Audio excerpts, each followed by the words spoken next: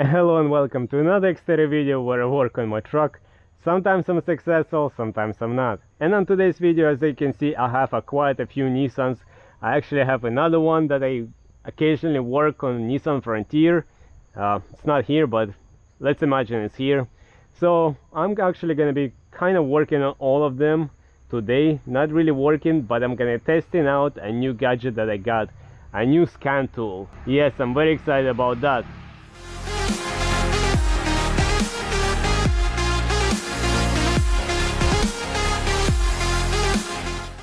So nearly 2 years ago I got for myself this the Blue Driver OBD scan tool. I bought it on Amazon and it's been great for what it offers.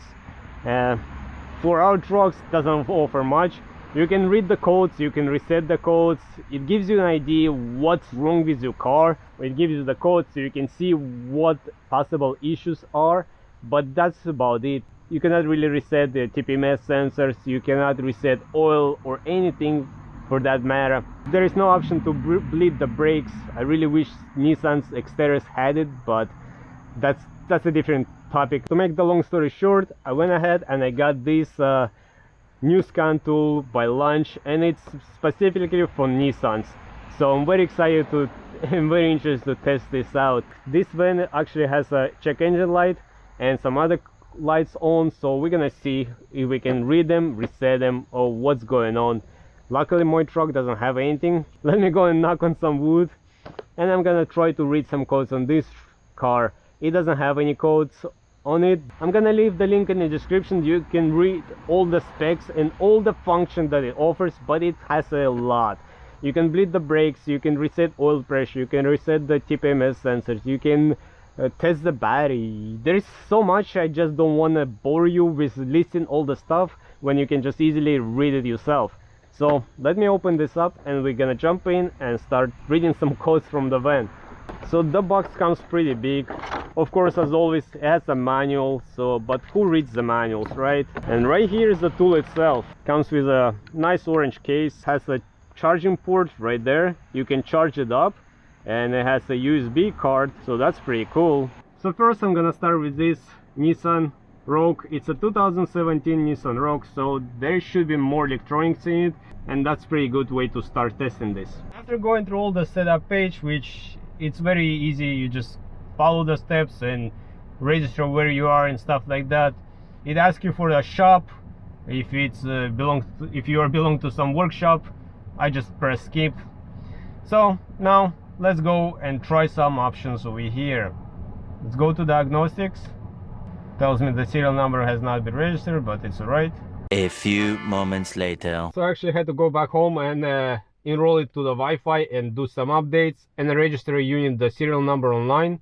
So now we can go and test our functions over here. So the car is running, so let's go to obd-II and see if we can read some stuff and do some stuff in here. Alright, it's telling me it's connecting. So we have some stuff over here. This is gonna take a while for me to figure out how to use this stuff, but ignition sparks, database support 40, and let's go to data support 40. Let's see what's in there. Enter. Alright, over here we have a bunch of readings that gonna take a while to figure all of this out because this is much more advanced, I would assume. So let's go back, let's go to diagnostics. So there you go, we scan our VIN numbers. Now we can go into the settings, and now we're doing the full scan of the system of the car. So it's already found some faults over there, so that's something to look into. But for the most part everything looks okay. Just air pressure sensor monitor is faulted. That's maybe bad.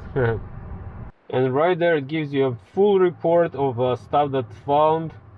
We have a couple issues with ABS stuff, multi-AV, air pressure monitor, but for the most part everything looks okay. You can share this as well. But now I'm on my work van, so I want to try it in a work van and see what's the check engine lights for, what is all the stuff is for. So we are connected, the truck is running, so let's see. So let's go to diagnostic, let's go to auto detect. So it's gonna scan for the VIN number. I want to see what the check engine light is for, and I have the TPMS sensor light is on, but that's because the tires were rotated, so the front TPMS got moved in the back, and it's the whole confusion because of that. Because this car doesn't have same tire pressure in the front and in the rear. So let's go to the system scan, and there we go. That was pretty quick. We have the ABS, so we're doing a full system scan. So we already have an engine folded one coat, ABS one coat. Let's see what else we're gonna find out. Alright, so let's check what's the code for check engine light. Okay, so we have battery abnormal, we have engine cold thermostat function, but I just actually replaced it, so I don't know why it will be there. And then we have a bunch of other codes, which are low pressure, no data service. So I'm gonna take a screenshot of all of that and see what's the function and what's the reason for all of that. So now I'm running the health report option on this device for this Nissan NV, and it already found a couple of codes. There is a 3 fault codes on the engine, there is 1 fault code on the ABS system, so that's gonna be interesting to see what is the deal with that. I'm pretty sure the engine codes are for catalyst converters, because this van actually has a broken V pipe. It needs to be fixed, so I guess there is a pretty decent air leak. And like I'm saying, the air pressure monitors, we have 2 codes over there, so I think it's all related. So let's see what it's gonna give us. So it gives you a report, and the report over here, it's all nicely laid out. What's the deal? You can actually share it when you connect it to the network. Right now I'm not connected, so let's go see the engine. And like I was saying, we have catalyst converters, bank 1 and bank 2, but all of that because there is an issue with the exhaust system over here. The catalyst converters are loose and there is no gasket in them, in between the pipes, so that's one of the issues. I think it has to be fixed. Now the ABS, it actually tells you that there is a battery voltage low or abnormal on all of them, so I guess the sensors are about to die, because it's a 2014 van and they've never been changed.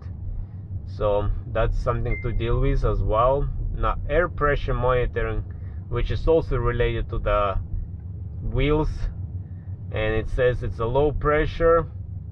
And then it also has a sonar issue, because the sensors in the back, when you back up, one of them is actually broken. This car was rear-ended some time ago and the sensors were never replaced, so it actually detects that the sensors are open. So that's pretty cool.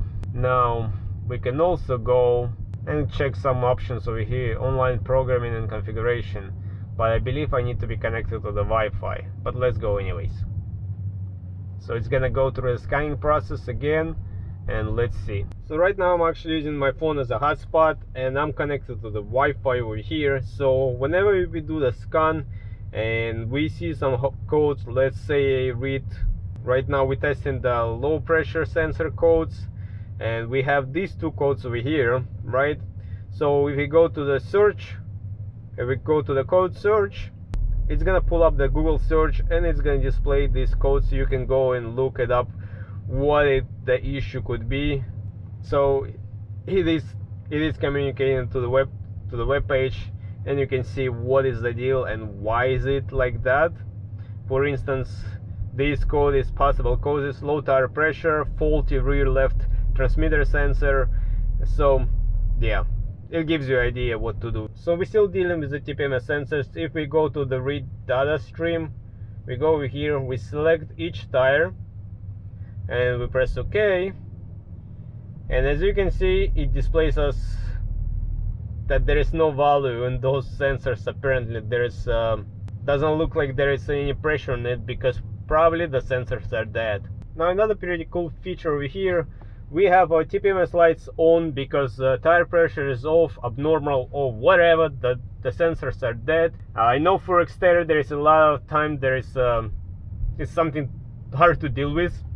So what we actually can do, we can disable that light using this device. So we go to the warning light, we go to monitoring data, we select each tire, we press OK, and as you can see, hopefully you guys can see the light has disappeared. So that is something pretty cool as well, I guess, because for the most part I know a lot of guys, they know how much air pressure they have, so we can just disable that light without taping it off or anything. I'm pretty sure this is gonna work on Xterra as well, just to disable it. So that's something cool. Now, unlike some other readers, scanners like the one I have, the Blue Driver, right now I'm in the transmission module. So if we go over here, and as you can see I have selected transmission temp 1 and temp 2, we can actually see our transmission temperature right there.